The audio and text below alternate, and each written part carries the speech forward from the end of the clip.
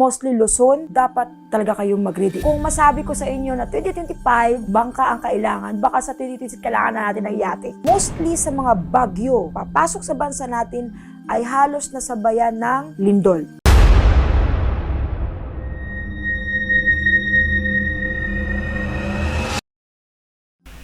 Hello po mga ka-PTV, sa video na ito ay tatalakayin natin ang masasamang pangitain na ikakagulat ng lahat ayon sa mga visions ni Madam Ruthie Baldwin.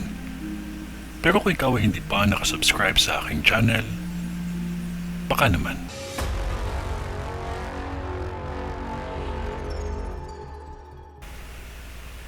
Maging maingat ang lahat. May 3 sunog at ang 2 sunog ay napakalaki nito na mangyayari pa lamang.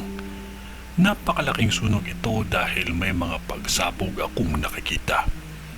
May nakikita akong 2 aksidente at ang isa dito ay truck. May nakikita akong sunod-sunod na aksidente at na kuryente. Sa isang lugar na kung saan may videoke at pamilihan ng mga inihaw at lutong pagkain, maging maingat kayo dahil napakalaking sunog ito at may mga nasawi dito. Umabot ito ng ilang alarma. Maging maingat lalo na sa mga may negosyong gas station. May nakikita akong kaguluhan na mangyayari sa lugar na ito at krimen din. Maging maingat at huwag natin kalimutan ang manalangin lamang tayo palagi. May lindol na magaganap pa lamang sa lugar na ito. Malaking sunog at lindol. Kung ano man ang pinakita ng vision ko ay hanggang dun lang din ang aking masasabi. Lagi nating tandaan na lagi tayong mag-ingat at manalig sa Diyos Ama.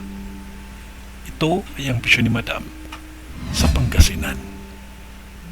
Sa ngalan ng Diyos Ama, ng Diyos Anak, at ng Diyos Espiritu Santo. Amen.